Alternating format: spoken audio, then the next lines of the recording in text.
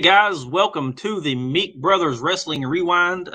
If you missed last week's episode, we are going back in time and checking out some of the old WWF and even WCW / Jim Crockett Promotions / NWA, whatever you would like to refer to it as, pay-per-views and kind of a timeline of what was happening back when we were kids and some of us the golden age of wrestling.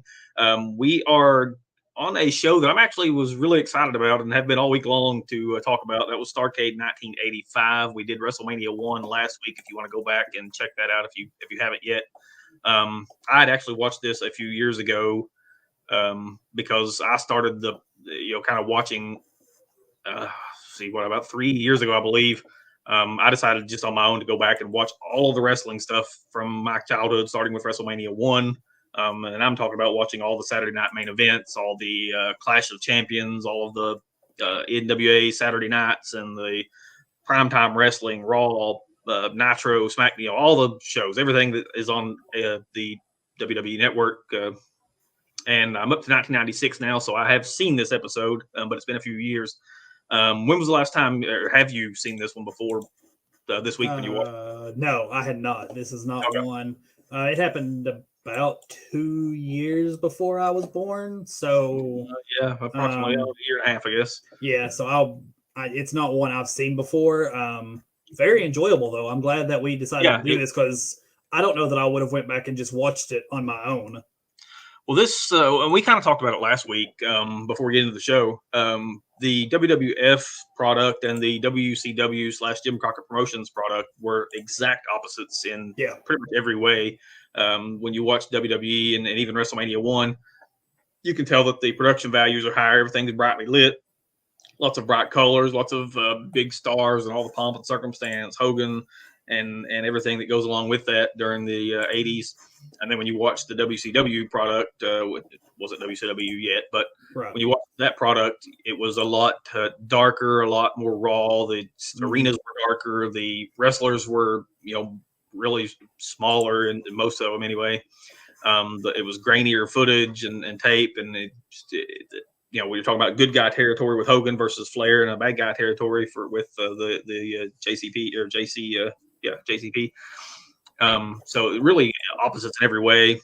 So I was looking forward to this, rewatching this again, and it was really more about the wrestling as well. Like they didn't even have really hardly any scenes in between, a few interviews here and there, but that was mostly it. They just went from match to match, and the wrestling was the focus, and I do like that.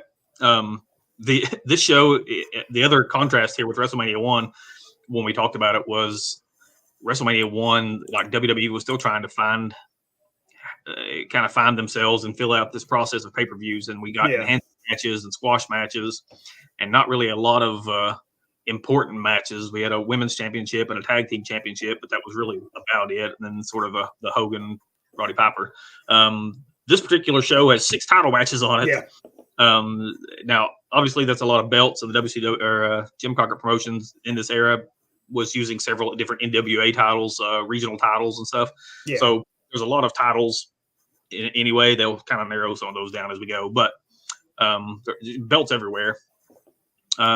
Blood everywhere, for that matter. Blood everywhere as well. This was a brutal show, and I definitely encourage anybody that hasn't seen it to go back and watch it. It was as I said, the WWF was the pomp and circumstance, and the WCW / Jim Crockett Promotions was just let's beat the crap out of each other. And that's what they did.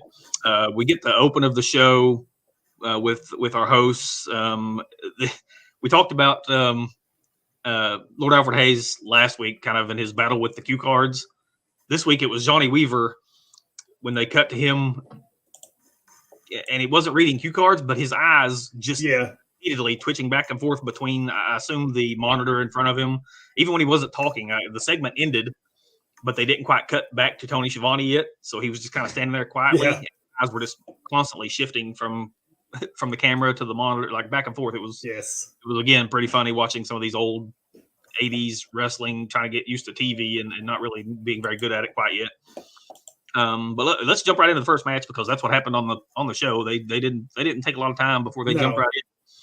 The first match in this case was Crusher Khrushchev, who you may know better later on as Smash from the Road Warriors, but the Demolition. Yeah. And Sam Houston, who is the real life brother of Jake the Snake Roberts, who was only 22 years old at the time. I looked that up because he looked young and definitely really, really young, but pretty good. He could move around really well. Yeah. Good job selling. The match itself, I believe, was for one of the titles. Let's see, I think I marked it down. Yeah, the Mid-Atlantic Heavyweight Championship, which I believe was vacant at the time. There was no champion, so neither of them came in. Yeah. The match itself was okay. Like, it was about what you'd expect. They weren't really big stars. It was interesting looking at Barry Darsow, who plays Crusher Khrushchev. Having seen him years later as Smash, he's almost unrecognizable here. Like, I tried to focus on his face and look at him to see, and even looking at his close up, it didn't look like Barry Darsow. He was in really good shape, and not that he wasn't in later on, but he was really still young, more muscular than we're used to seeing him. He was a pretty big dude here. Yeah. Into the match, I thought was an interesting finish, and I kind of want to get your thoughts on it, because what happens is at the end, Sam Houston gets the pin on Khrushchev, and he thinks he won the match, and he turns around to start celebrating, and the referee's trying to signal that you did not win. He had his foot on the ropes, and then so Khrushchev gets up and rolls up Houston and wins the match, and then wins the belt, of course. It kind of feels like a reversal of roles as far as the finish goes. Like, normally that's a heel kind of thing. They think they win, they jump up to celebrate to the crowd, they turn their back on their opponent and dance around, and then the babyface rolls them up to get a win, and the crowd pops. This was the exact opposite of that. The babyface gets up and jumps around and turns his back on the opponent. So when you're talking about getting heel heat, that doesn't really do it here, because he was just doing what he should have done. He's the one that screwed up and was prematurely celebrating. But as far as the ending and then the match, what did you think on that one? I thought it was a good enough match. There was some good wrestling in it. I was actually pretty impressed with Sam Houston as far as his ability in the ring. I'd never really heard a whole lot of him.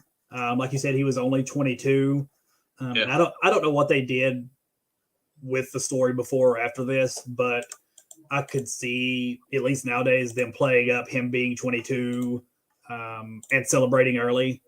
So if they did something like that, it makes sense. But you're right. Yeah. It is usually a heel thing to get up and celebrate. The match was fine. It was probably would have been the best match on WrestleMania, honestly, as far as ring goes. And like you said, if there weren't so many belts, I don't know that I would have been as okay with these two fighting for a heavyweight championship. But there's belts everywhere. There were 3 heavyweight championship belts, or 3 or 4 heavyweight championship belts. Yeah. There's 3 different tag team champions. Yeah. Just on this card alone, 2 championship matches plus another team that was not defending their belt. So they have a ton of belts, and there'll be more later on too. There'll be a Florida heavyweight championship belt, and I think there's another one too. But there's a bunch. So I enjoyed it. I always also enjoy clearly not Russian guys playing Russian wrestlers. Right. Well, I'm going to get to that in just a minute. We're going to circle back to that, because it was hilarious to me. But let's go on to for right now. Manny Fernandez versus Abdullah the Butcher. That was the second match on the show, and really started was kind of the turning point into the brutality of this entire card. The first match was more of a standard wrestling match. We get to Manny Fernandez and Abdullah the Butcher, and right away, it's Abdullah the Butcher. Somebody's getting busted open. He's going to blade multiple times, probably. This is a Mexican death match on top of that. So,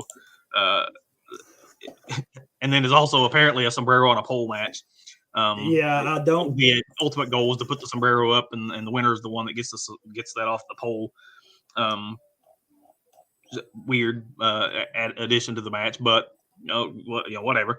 Right away, as we talked about, Abdullah Butcher goes into his shorts or his pants and gets out the foreign object and starts jabbing Manny Fernandez in the forehead. Fernandez is busted open and bleeding almost right away.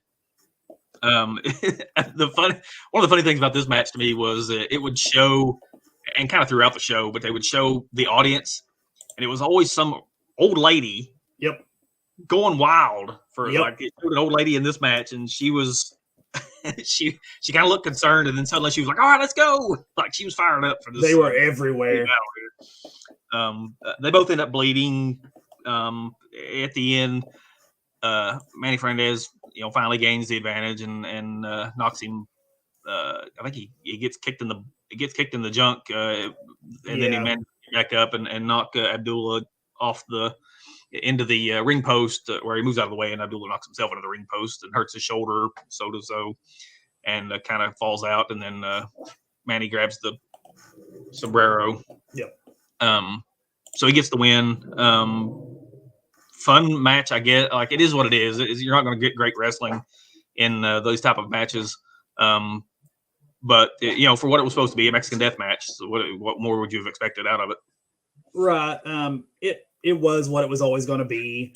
It was strictly there for blood. It was there for Abdullah the Butcher to stab somebody in the forehead with a fork.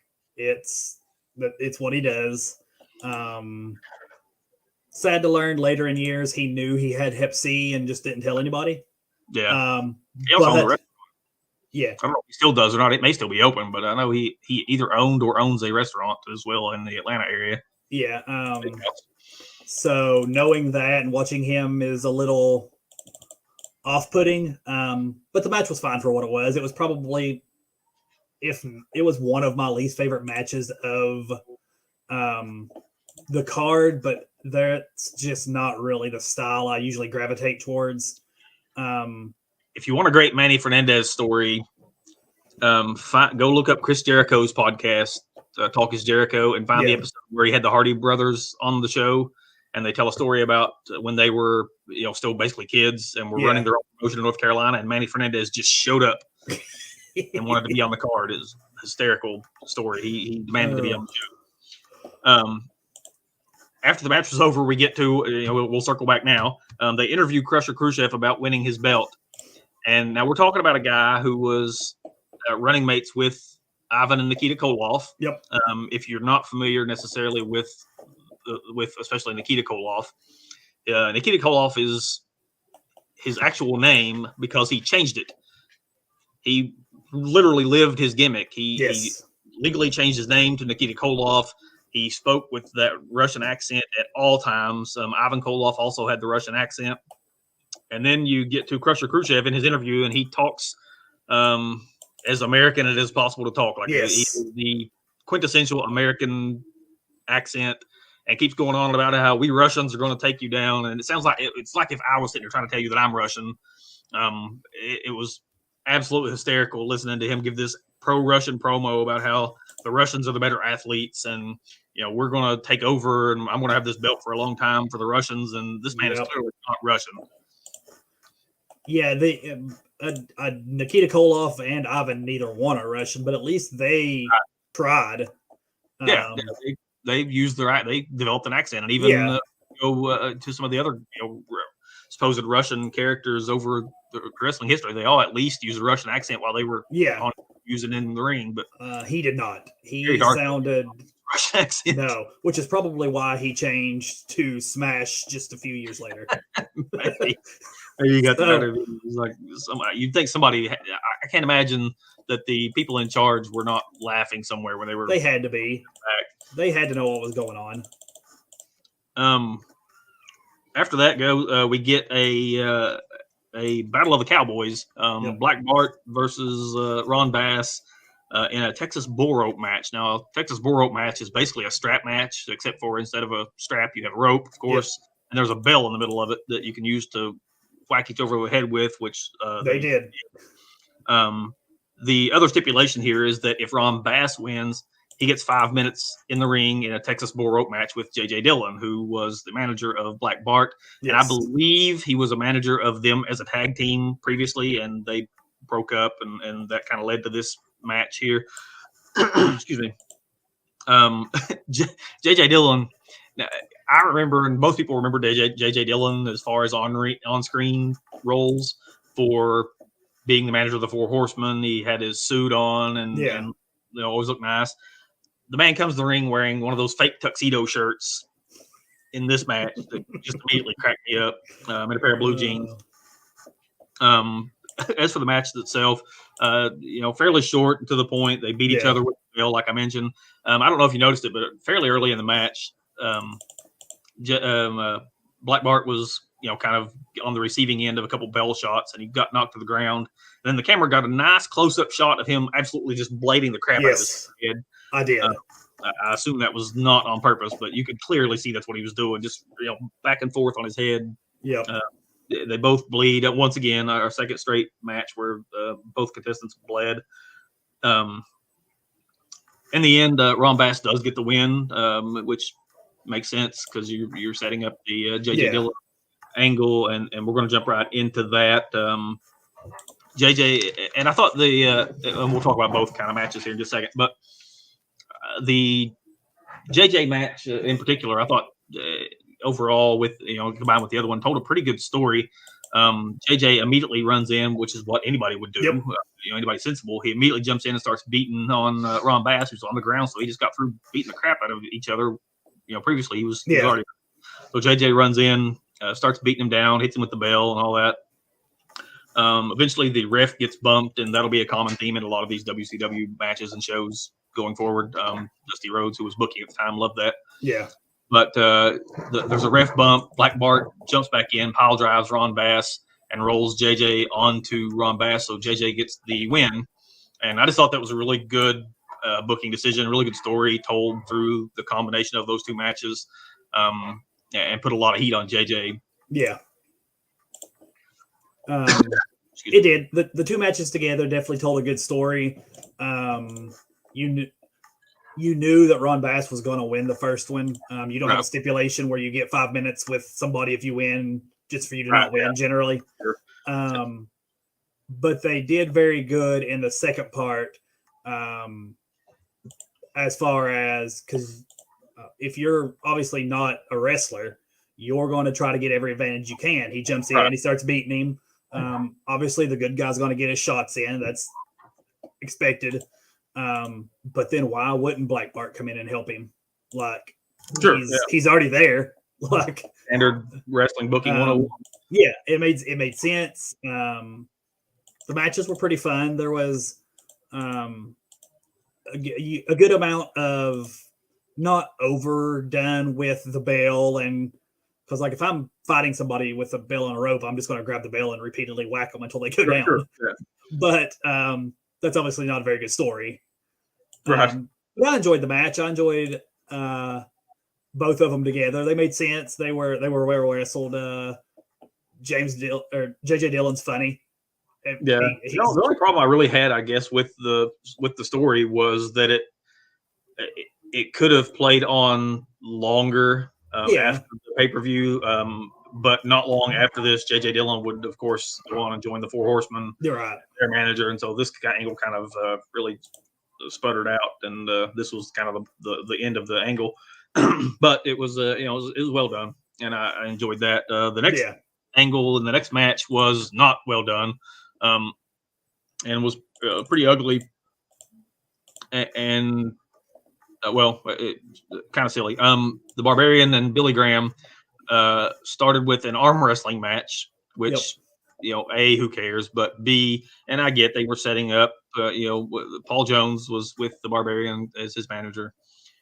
As he's starting to lose the arm wrestling match, Paul Jones runs in, uses the cane, and hits Billy Graham, ending the arm wrestling match. There's no, I assume Billy Graham technically won, but they didn't really bother to say anything about that. And then they went on to have a match. Again, they bleed. But the match itself, like the work was pretty rough. Like Billy Graham is a sort of legendary figure in wrestling. Hulk Hogan, he's like the original Hulk Hogan. Yeah. But he didn't really look very good here. The moves didn't look really good. It was really ugly.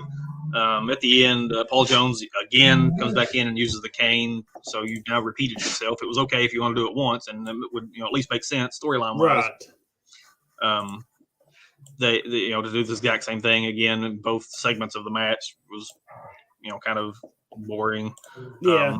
They end up just beating up Billy Graham in the ring, and Superstar wins by DQ, of course. I'll let you get your thoughts on that one. Pretty similar to yours. It was, I don't know why I really enjoy the Barbarian. I don't know what it is about him. He's not like exceptional at anything, but I've just always enjoyed him. And then even when he became the Powers of Pain with the Warlord, I think that he had more to give. Maybe like he had a pretty long career. He was around WWF and WCW. He wrestled for a long time. Yeah. But it felt like he could have, like he looked good. He was well built, big, muscular, had the the funky hair. Like, just never quite took the next step, I guess, above kind of where he's at here, kind of mid card guy. No, he was never a big time guy. But there was always, maybe it was something to do with the face paint and all that when I was younger. But I remember just enjoying him. Yeah. Wasn't he also one of the head shrinkers at one point? Yes. Later on in early to mid, like around 94, I want to say. The Fatu Rikishi, who would want to be, was one of them, and the other one's name, who's I cannot remember, but for whatever reason he left, and Barbarian replaced him as the other half of that tag team with Fatu, whatever. Fatu and Samu. Yeah, there you go. That was it. Samu left the company. Yeah. Fatu stayed. They put Barbarian as his new partner. It didn't last very long, but right. But no, as far as this match, it wasn't very good. I just looked up Billy Graham to see how old he was, and he was only like 42 at the time, but he looked much older. Well, 42 was older back then. It was. They put their bodies through a whole lot more punishment, and so by the time they were 42, unless you're Ric Flair, you were your body was just broken by the time you were 40, and you couldn't go farther. Nowadays they take much better care. They got better training, and better nutrition, chefs, and workouts and stuff. They're able to go much farther in their careers and wrestle for much longer and wrestle good, much longer. But the match was it was what it was. It was a way to get Superstar Billy Graham on there, get some cheap heat on the Barbarian. The using the same ending twice was lazy.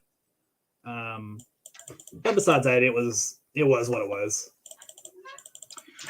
Next up was a match that actually was really good, and sort of I guess sort of sad, knowing how Buddy Landel and kind of where his career went after this. But Nature Boy, Buddy Landel, who really looked a lot like Ric Flair, and I guess that was the point of the whole gimmick, but versus Terry Taylor for another one of the championships. This was the NWA National Heavyweight Championship.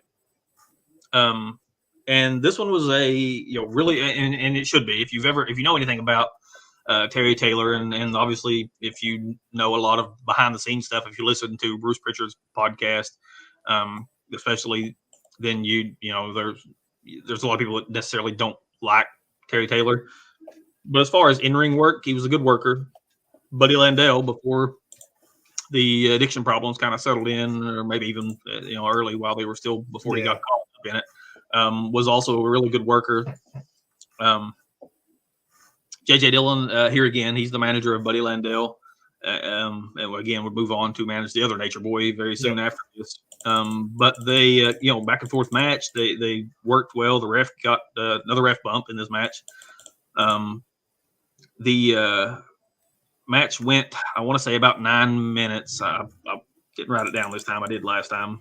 I think 10. Wikipedia says 10:30. Oh, there you go. 10 minutes. I knew it was right around that. Anyway, there's a spot where, of course, Buddy Landel gets knocked into JJ Dillon. However, the end of the match, when Terry Taylor goes up to hit his superplex, which he finished off matches with. Yes. JJ managed to grab him by the ankle, and he falls with Landel on top of him. Landel wins and is the national heavyweight champion. But overall, I thought it was a really good match. Again, both those guys are good workers. And Buddy Landel, if you hear people that are in the business talk about him, could have been one of the really great wrestlers in history, and due to outside of the ring stuff that's fairly well known, that never happened for him. He popped up here and there from time to time and was almost immediately always gone. But this match was pretty good. Landell would give a pretty good interview here a few seconds later, where he was really good on the mic as well. Just a really good performer. But as far as the match goes, I really liked it. What'd you think? I agree. I thought it was a really good match. When I was originally watching this, I was watching it and I was looking at my phone for something, and all I heard was the Nature Boy. And I looked up and he wasn't fighting Dusty Rhodes, which I knew was the match. And I said, did Ric Flair fight twice? Because I really thought that was Ric Flair at first. Right. Yeah. Like from behind, they look almost identical. But it was a really well wrestled match. I thought both wrestlers were really good. The heel got over with ref bump and some cheating, which is pretty common on these old wrestling shows. But it was one of my favorite matches on the card. Up there with one of not the next match, but the match after that we'll probably talk about. And then obviously I really like the Dusty Rhodes Ric Flair match. Yes, of course, sure. Those two are always going to put on a match. Go back and look at some of the people who kind of go back and score these kind of things. There were several 3 to 5 star matches on the show. It was a really good one.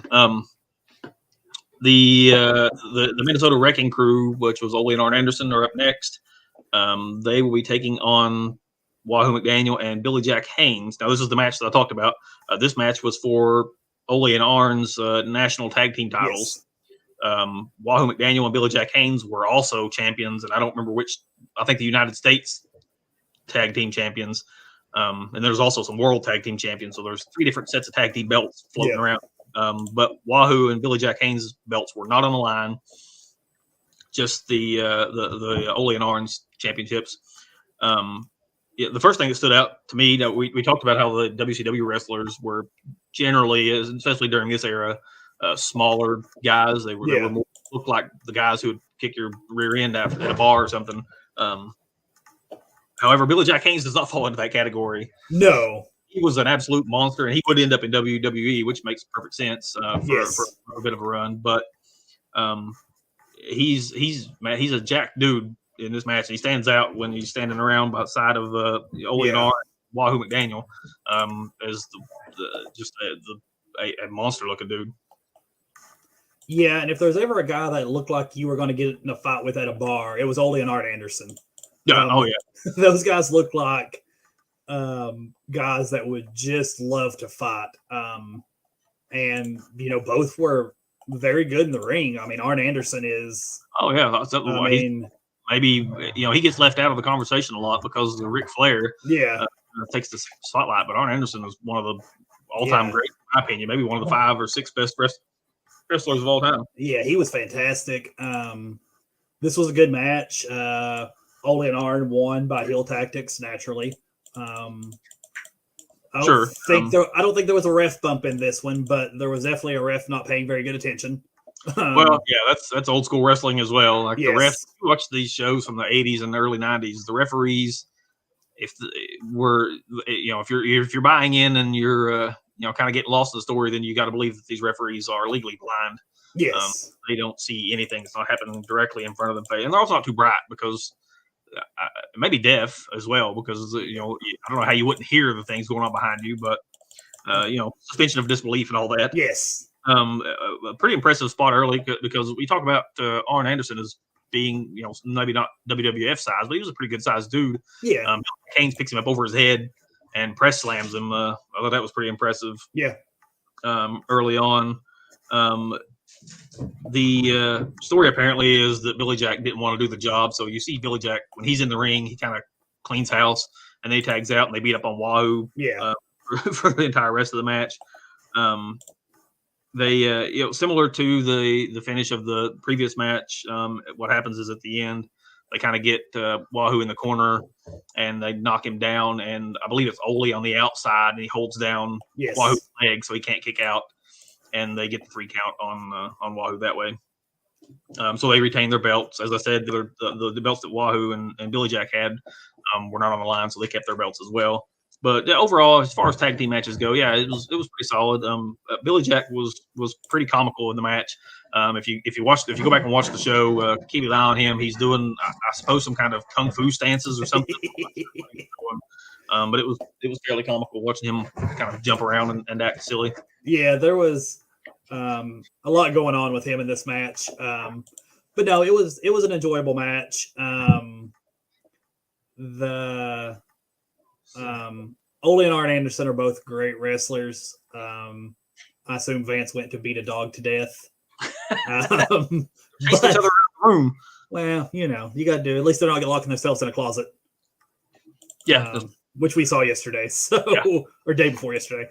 But no, it was a good match. I enjoyed it. Ole and Arn Anderson are very good tag team wrestlers. Oh yeah, all time great tag team. They remind me, and going to today's wrestling, it's one of the reasons I really like watching FTR wrestle, because they bring back that old school. Right. For those of you that don't watch AEW, that would be the Revival in WWE. They very well would have been a great tag team in the 80s if they'd have been around back then. Yeah. Up next, we got the interview that I mentioned with Buddy Landell. Yeah. Was again fantastic on the mic. Does a really good promo. Gave it a really good interview, and he even mentions in the interview Ric Flair and the Andersons, and Tully Blanchard too, if I remember right. But which would be the original Four Horsemen. Yeah. Really good job. It's really, like I said, it's sad to knowing that he could have been really, really good, and instead kind of washed himself out. The next matchup was really the match that made me want to really even do this pay-per-view and talk about it. It was Tully Blanchard and Magnum TA. Speaking of guys who should have been bigger than they were, and we'll get into that. It was a different circumstance because it wasn't a substance abuse issue. It was obviously a tragic car accident. Yeah. But this was an I Quit match, and it was in a cage. Now this was also for the this was for the U.S. Heavyweight Championship. This one I do know a little bit more about the backstory. These two had been feuding for a long time leading up to this match. Had really gotten more and more contentious and led up to this really big blow off match. Yeah. Which is why it was in a cage. It was an I Quit match, and was obviously a championship match as well. So this one had a ton of heat coming in. Magnum TA was really over as a babyface at this point. And of course, nobody liked Tully. He was easy to boo, which is a good thing. I mean, that is a compliment. The match itself, and you could tell, and this match is, we've talked about some of the other matches telling really good stories. The story of this match was these two men hate each other, and that came through like loud and clear. Like the opening of the match wasn't any dancing around. There were no, no tie-ups or feeling each other out. They just started beating the crap out of each other right away.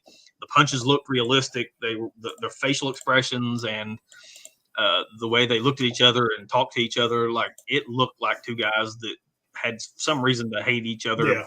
Whatever it may be. One of them slept with the other one's wife. Like these two guys looked like they did not like each other at all.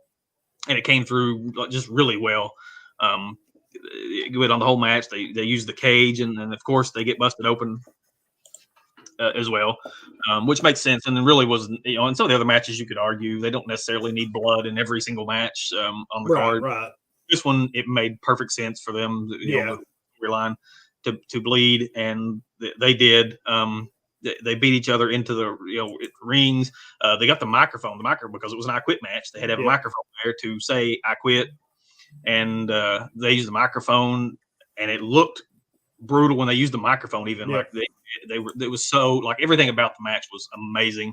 They would put the microphone into the other guy's mouth and scream, "Say it, say it, say it!" And when they didn't or would say no, then they would just take it and just smash it on the other guy's head. Yeah. It just looked so realistic. In the end, the baby doll, which was Tully Blanchard's valet, tossed a wooden chair in the ring. The referee went down, of course.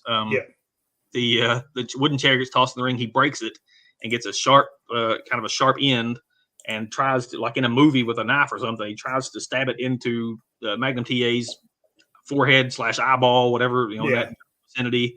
And he fights back, holds him off, finally manages to push him free, and then grabs another piece of chair and starts gouging Tully's head with it. And the blood's pouring down his face. Like it's really thick on Tully's face as he bleeds. And he finally says yes. He gives up into the microphone. The crowd goes nuts when he gives up. Magnum TA is the new champion. Man, it was just, of all the matches, especially in WCW through history, this is maybe my favorite WCW match of all time. Right up there with some of the classic ones like Flair and Ricky Steamboat that would come later on. Like this one is just one of my favorites. It was so brutal, but it wasn't even that so much. It was just the entire story with the two of them and the knowing how much that they the characters hated each other in the ring, and then the brutality of the match. It just all fit perfectly and culminated in this just amazing match for me. A very, very good match. I didn't like it. I'm not saying I didn't like it. I didn't like it as much as you, but it was still a fantastic match. They truly felt like they didn't like each other. I don't know if they really didn't or not. I don't know if there was any actual hard feelings between the two of them. You didn't. But they felt like they did not like each other. Both were fantastic in this match. It was brutal, but never over the top brutal. There was nothing that happened that you're like, well, that doesn't seem realistic. I always cringe when I know that they're not really pushing that hard, but I always cringe when I see somebody try to stab somebody else in the eye. Because my first thought is, what if his hand slips off and he accidentally stabs him in the eye? Yeah. But I know that they're not actually pushing that hard. The right guy clearly went over. Magnum TA was huge. The crowd popped. It was a very, very good match. If that had been the main event, I don't think you would have had any argument from anybody. Probably should have been the main event on that show, honestly. I thought it was better than... Yeah. But, well, Starcade 90 or 85 was weird because it was two separate places. They were at two different venues, yeah. I didn't mention they were bouncing back between Atlanta and Greensboro, North Carolina, I believe. Yes. So if it had headlined Greensboro, which is where it was, I would have got it. I get why. I wouldn't have put it over Rhodes Flair. They were just bigger. Well, it's for the world, right? Belt too, so it makes sense for the event. But it was a fantastic match. Magnum TA could have been massive had he not had that car accident. And we talked again. We mentioned earlier with Buddy Landell. Both of these guys really could have been much bigger stars than they wound up being in the grand scheme of things. Obviously, different circumstances. Again, Magnum TA was in a car wreck that ended his career. He couldn't wrestle anymore after that. It almost killed him. But if not, like you're talking about a guy that had all the size you could ask for. He was a good 6'5", 6'6", blonde hair, good looking dude. Well built, had the muscles and could talk on the mic. Like this guy had it all.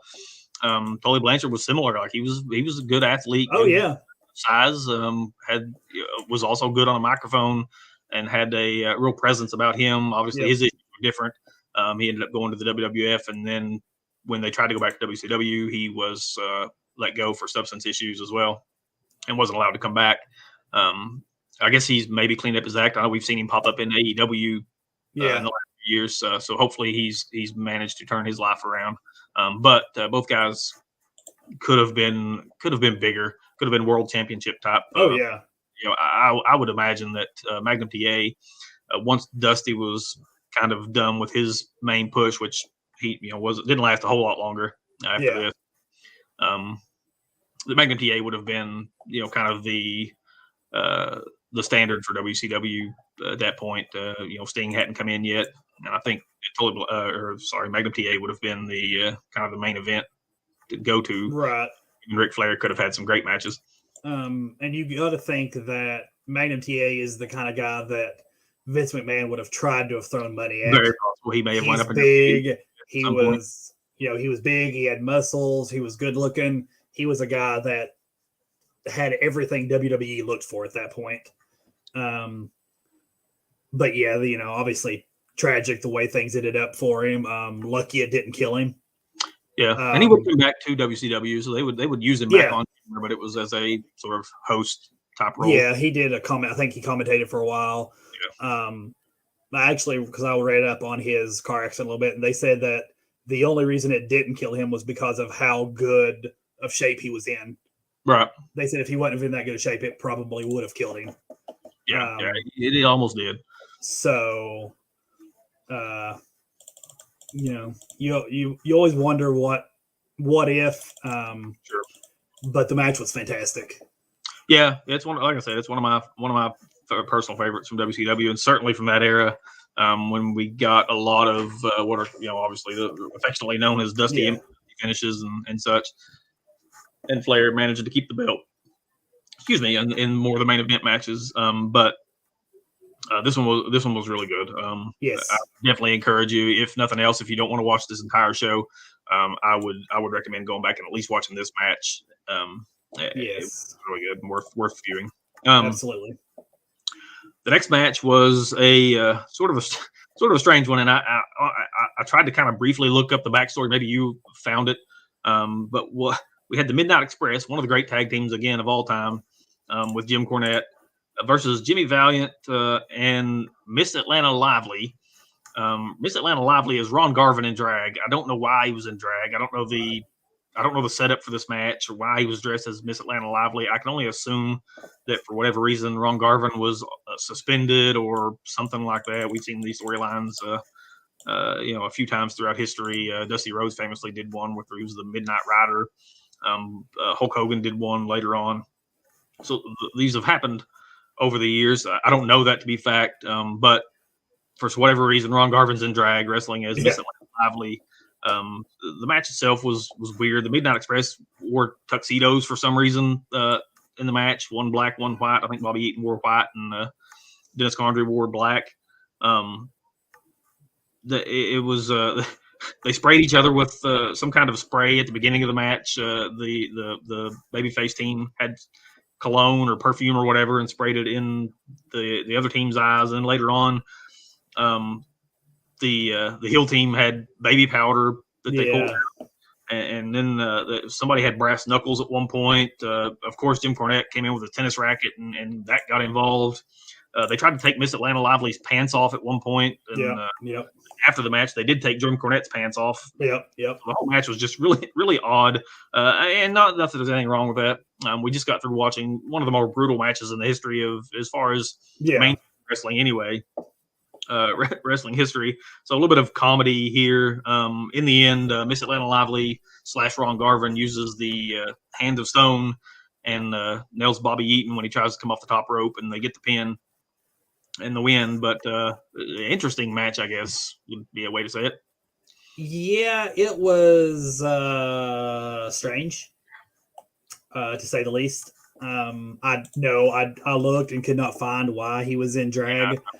I know that he had been feuding with the Midnight Express already anyways. But as for why he was in drag, I don't know. It was strange. The match had a whole lot going on. It wasn't necessarily a bad match, but it was just a very busy match and more meant a comedy, kind of a palate cleanser maybe after the previous match. They didn't want to put something between Magnum TA, Tully Blanchard, and the main event from Greensboro that was going to they needed people to get a little calmed down before the two main events. Right. So you put something like this in, people can kind of laugh, people can, go to the bathroom, go get a beer, whatever they deem they want to do during this. But it was fine enough. I mean, it wasn't one that I was like, man, I just want to turn this off. I was kind of like, I wonder what's going to happen next. Like, what are they going to do now? And in the end, Jim Cornette gets his, as Jim Cornette does a lot. And it's always funny too. Of course. So crowd got to get the crowd got a pop for Jim Cornette getting his comeuppance, so to speak, at the end. After that, we did get the interview with Magnum TA that I kind of mentioned earlier. Yeah, really good, emotional sort of, the promo you would imagine somebody giving after they just won a major championship. yes, Really intense. Just a really good promo. And then we get we mentioned them earlier, the Koloffs, Ivan and Nikita versus the Rock and Roll Express, and this was for the World Tag Team Championships. yes. The Rock and Roll Express, when you talk about not even just tag teams, but when you talk about acts, individuals, wrestlers, whatever, there's not a lot of them that were hotter or more popular than the Rock and Roll Express in the mid 80s. Like, these guys were as over gets. Anytime they showed up anywhere, it didn't matter. They were immensely popular, especially among the female population who, from all the stories, quite adored the Rock and Roll Express. Yes. This was also a cage match. Yes. And there was also, surprise, there was also some blood. Not as much. This one wasn't quite as drastic as far as bleeding goes, but they did get busted open a little bit. I just assumed they got the cage down and were like, we're not lifting it again. Could be. Just this next match could be a cage too. Go for it. The match itself, again, told a good story. Ricky Morton started off hot, tagged in Robert Gibson, and Robert Gibson spent a majority of the match just getting beat up. Yes. The heel team used all the the heel tricks that you would expect to see. They double team. They would draw Ricky Morton in out of the corner, and then when the referee tried to move him out of send him back to his corner, they double team and cheap shot and all the things that you expect to do. I don't know if you expected this or not, but there was a ref bump in this match. Ever. He actually misses pin attempts by both teams. Ricky Morton tries to pin, and I forget which one. I didn't write it down. But he went for an attempt, and the referee was down. And then Nikita Koloff, pinned, I believe, Gibson, and the ref was still down and didn't catch it. At that point, and I actually did like this ending. The referee is kind of sitting back up and trying to get back up on his feet. And Ivan Koloff goes to attack Robert Gibson. Gibson tags Morton. Sort of the heel didn't see it. Yes. The referee was looking right at him because he was in that corner trying to get up, and so he signals that the tag was good. So when he goes to do the move on Robert Gibson, Ricky Morton comes out of nowhere, and they end up getting the win. I didn't note it for whatever reason. I don't know which team was champion going in. Ivan and Nikita Koloff were. I thought so, but I didn't actually write it down on that one for some reason. Anyway, the Rock and Roll Express gets the win. Crowd goes nuts, of course. Again, really over tag team. And this was pre-Road Warriors because when they came in, it was pandemonium when they would come out. And we'll talk about that, of course, later on. But Rock and Roll Express get the win, and our leads into our final championship match. What did you think of the Russians versus the Rock and Roll Express? I enjoyed this match quite a bit. I thought it was real well wrestled. Like you mentioned earlier, it told a good story. The Valiant babyface is coming back. Get the slick tag in. The roll up is a staple of the babyface. Sure. Winning moves. Yeah, the opposite of what we saw in the first match when it was the exact other way around. And then, as good heel teams do, they beat the absolute crap out of Robert Gibson after the match. They chucked Ricky Morton over the top of the cage and proceeded to. It was well done. You saw what you would expect to see. They got the heat back at the end. The heel team did. And Nikita Koloff, another one of the guys who maybe underrated a bit in history, and maybe that's partly his fault, or some things he can't control. At one point, he had to leave wrestling because his wife was really sick with cancer. So he took like 2 years off. And when he came back, was noticeably smaller. But in his peak time, then they tried to turn him babyface at one point, and that was over for a little bit, but it really wasn't. That's not what you want from Nikita Koloff, the great heels of all time. But he's another guy that was really good at what he did. Obviously, he lived the gimmick. He had his name changed to Nikita Koloff. He talked with that, the Russian accent, and was just a mean-looking dude who was a really good foil for the baby faces during this time. Yes, I enjoyed the match a lot. Like I said, if they'd have swapped it and the Magnum TA match, I wouldn't have argued. But this was a very good main event. The crowd got the pop with the Rock and Roll Express winning. The heels got their heat back. It was well wrestled. It told a good story. Everything made sense, which you don't get a lot sometimes with wrestling nowadays. Sometimes things just don't make sense. But I thought they did very, very good with this, and I really enjoyed it. By the way, when I keep reaching behind me back here, it's because my dog had climbed him directly behind my chair. He jumped up and forced his way into the chair, so I'm not scratching my rear end behind me constantly. It's the dog is laying behind me, and I'm scratching his head. There were multiple matches that could have been main events on other shows, and which makes the mark of a good pay-per-view is that there's several matches. The crowd was just really into it. The crowd was really kind of hot all night long. There weren't even really any matches that I can remember, even the ones that I didn't care much for. The crowd was pretty into. Yeah, they had a really nice crowd. That always makes a show better when the crowd's into it. Yes. The main event here: Ric Flair versus Dusty Rhodes for the World Heavyweight Championship match. This obviously Dusty versus Flair, one of the kind of all-time great feuds. They went back and forth several times, had many matches together.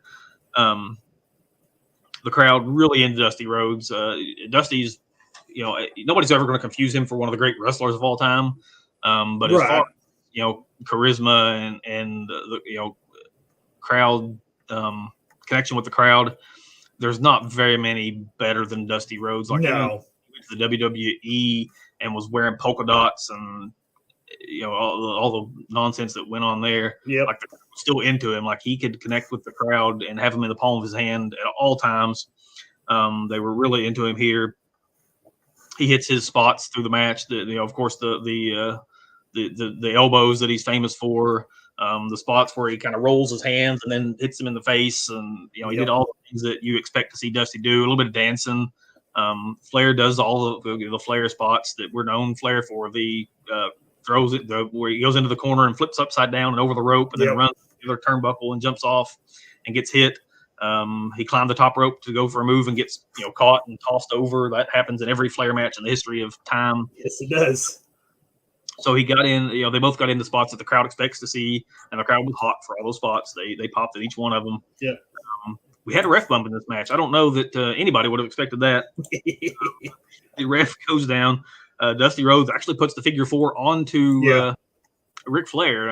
This match was interesting, and that was one of the stories, and I guess that was the main story outside of the just Flair versus Dusty, but was the kind of battle to work on each other's legs. Like they were both stomping on each other's ankles and wrapping each other's ankles around the turnbuckles and really working on each other's ankles. Finally, it's Dusty who gets the figure 4 on, but there's no referee.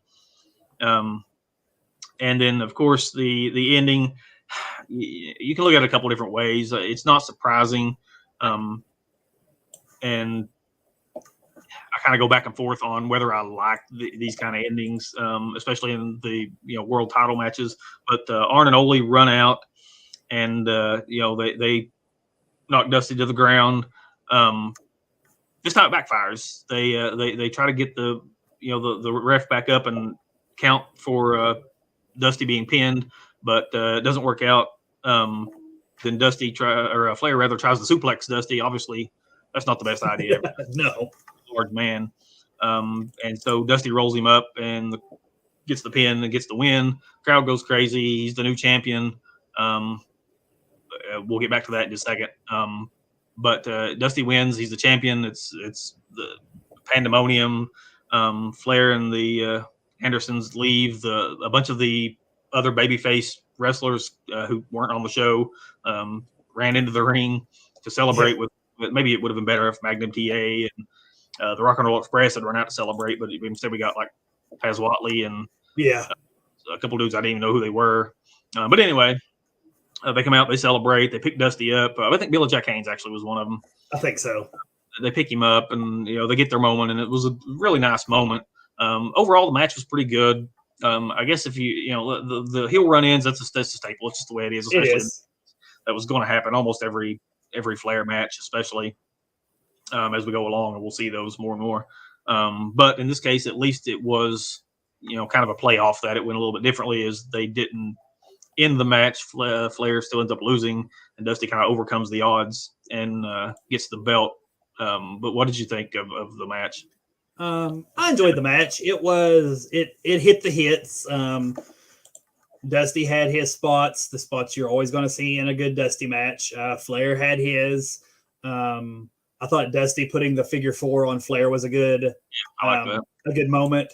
I believe before this, Dusty was coming back from an injury.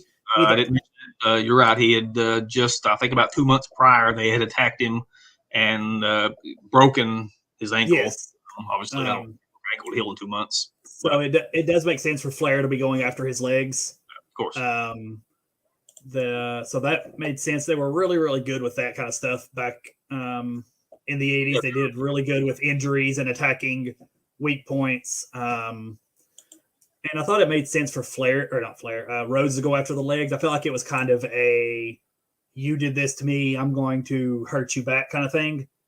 Well, you saw that in last week when we talked about WrestleMania 1. Tito Santana finished off his opponent with a figure 4, which was his, Greg Valentine's finisher, which they were feuding at the time. So yeah, I like that sometimes. Now I wouldn't like it being overdone. Right. In this type of match on this scale and these two guys, I think it was a good decision. Yeah, I do too. I thought it was that made sense. Told a good story. You're always going to have heel run-ins when you have, especially Ric Flair matches. He's usually any kind of stable, you're going to get that kind of thing. But the Four Horsemen, for some reason, I always call them the Fantastic. I may have read one too many comics, but the Four Horsemen, that would become a really a staple of business. They were a gang in every sense of the word. Yes. But I enjoyed it. I thought it was, a very good match. Was it the best match of the night? I guess depends on what you went into the night wanting to watch. Because you can't. If you're looking just at the wrestling, then you're not going to like this match as much. Exactly. That great, a wrestler as far as that part of it goes. Yes. He's a great performer, but not necessarily a great wrestler. And then when you're talking about Ric Flair, he is a great wrestler, but a lot of his matches are similar in basic structure. Yes. He obviously that's not a knock on Flair. He does really. But there's a lot of the same spots in. Yes. And he is also a lot of performance. Even as great as a wrestler he is, he has a lot of performance in his matches. Absolutely. So if you enjoy that, which I do, then this match was probably more enjoyable for you than somebody who just went in wanting great wrestling, or somebody that went in wanting just brutality, because obviously the Magnum TA match was more brutal.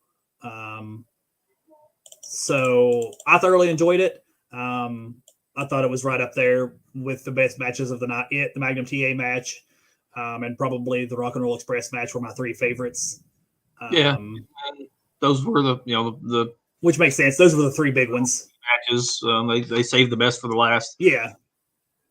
It should be noted, since as we kind of talk about the end of this match, that very soon afterward, I don't know if it was the next week or the next show, or exactly which show it was even on, but very shortly after this, the referee overturned the decision. The original because I didn't say, but the referee that got knocked down, the ref that took the ref bump in this match, was Tommy Young. There actually was another ref that came in and did the count and declared Dusty the champion. Well, the next show or whatever it was, Tommy Young reversed the decision and said that the match was officially scored as a disqualification win for Dusty Rhodes, but that means that the belt Flair gets his, So Ric Flair ended up keeping the belt. So Dusty was only champion for a few days, but it was a good moment. And really, if you look at we go back to the beginning of this episode when we talked about the way that the WCW did business, Jim Crockett Promotions, they wanted a heel champion and they wanted the babyface to chase the belt. And so this was a way to have the moment, have the crowd leave happy, have the crowd go nuts, and they get to celebrate Dusty, but they still keep Flair as champion. Yes. And we just more than once where decisions were made, and then like the next day or the next week, they would go back and change the results. But it worked here. It would be overdone, in my opinion, and later on it wouldn't be a good decision. But here I liked it. And it was, again, a really good moment for Dusty, and the crowd obviously ate it up. It's strange when they decide, like what moments they decide refs have the power to retroactively change things. Yeah, there's no rhyme or reason to it at No. all. It doesn't make any sense. You have to just, it falls under that suspension of disbelief category. Yes. You just have to accept that they can just do whatever they want to or not do what they want to as it fits the story. Yeah. And I get it. It's fun having a heel champion and a face chasing. It's easier, I think, to kind of do that story because I feel like sometimes faces get boring when they're the champion. Sure. Easier. So we see that time and time again. People get tired of the same people. But John Cena's entire career. And it's sad that, speaking of John Cena, that his career kind of gets overshadowed with how he carried WWE for a while. Yeah. He was the only one there. After some of the others kind of left, matriculated out of the company for various reasons, Edge got hurt, and The Rock had Kurt Angle issues. Jericho got older and kind of slowed down his. And it was really John Cena left. Lesnar went back to UFC. Right. They lost a lot of talent in a short period of time, and he really kind of gets a bad rap for being pushed when they didn't have a whole lot else to push for a while. But we'll get to John Cena. For about 3 years, we'll get to that point. Overall, I guess we've kind of brushed around it. The show itself, as a whole, I really enjoyed. It was there was enough, probably too much blood. In reality, they didn't need. It made sense in some of the matches. Obviously, the death match. If we're going to call it a death match, it's hard to not have blood in it. Right. Even the strap match, the Texas Bull Rope match. Yeah. It makes sense in that, but you probably could have skipped it in the Ricky Morton or the Rock and Roll Express match. Wasn't necessarily needed, and a few of the other ones they could have probably done without it as well. Right. Overall, that's really the only gripe that I could come up with the matches from start to end. Only a couple of what I would call, below par or below average matches. The rest of them were at worst average, and some of them were really good. I enjoyed Terry Taylor versus Buddy Landell. We talked about, of course, Tully and Magnum, the Rock and Roll Express and the Koloffs, Dusty and Ric Flair. Like, those were all really good matches. And some of the other ones were solid enough that they weren't ones that made the show just I got to turn this off, or I'm skipping past this, or forwarding, or any of that. They were all watchable matches, so absolutely can't complain about that.